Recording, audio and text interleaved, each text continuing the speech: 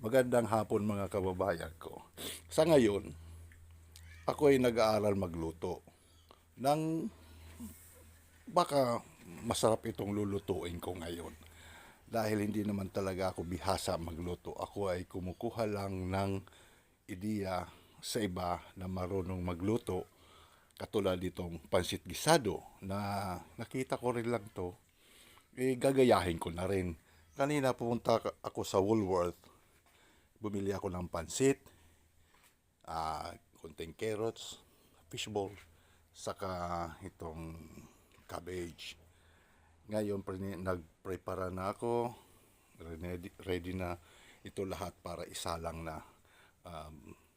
Bawang, sibuyas, may olive oil, may oyster sauce. Ito, wala na to kaya bumili na ako ng bago. At itong seasoning, may asin, may paminta. Ito ngayon ang gagawin ko para makumpleto sila lahat na maging isang pansit gisado. Ika nga, sinalang ko na itong kawali at lalagyan ko ng olive oil na lang gagamitin ko. Ito na ngayon, itong oil, saka lalagyan ko na ng bawang, sibuyas, at sinalang ko rin bawang, sibuyas, saka itong fishball dinagay ko. Sana tama to.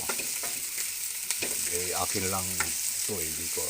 Sana makatulong kayo sa akin sa pagluluto at mabigyan niyo ako ng tips o ng mga para sa pagluluto, at gayon man ako ay matututo at matututong magluto ng masarap din katulad ninyo. Iwari ko, pwede na siguro to.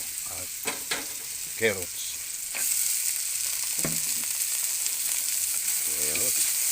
Yun ang pakakaalam ko, carrots. Pakakaalam ko, carrots. Pagkatapos, cabbage.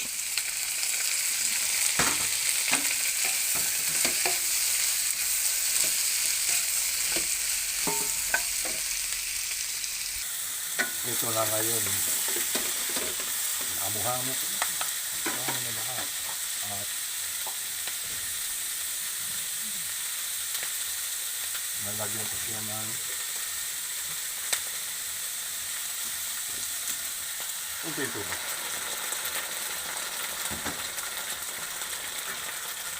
Sana masarap. Sana ito. At sasabay ko na lagyan ko ng ito, kalkulasyon lang to ng tuyo. Wala na.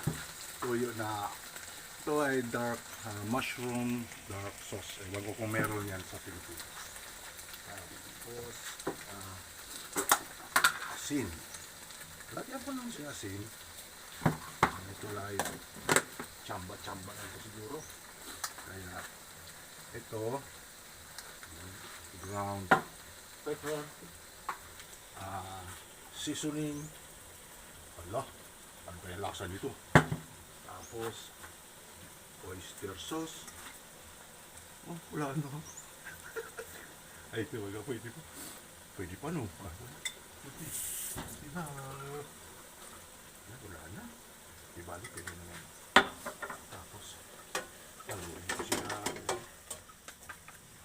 At lalagay ko na ngayon ang pansit niya. Wala. Lalagay ko ang pansit. Ay. Nakalimutan ko.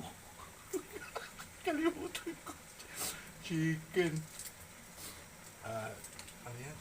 Chicken cubes. Chicken cubes. Sana maluto yun. Nasaan kaya maluto ka na? Sana lang, baka madurog na. Dudurugin. Tatakpan ko ko muna. Ayan, tatapat ko muna. Tingnan natin. Tingnan natin ito. Sana maluto. Bisado man. Walang sabaw. At ito'y gagamitin kong olive oil. Aba. Kaya,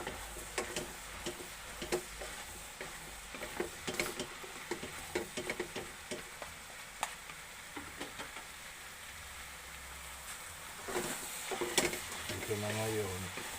At medyo puyo na nga. Siguro ano. Wala. Wala. Puyo na. Siguro.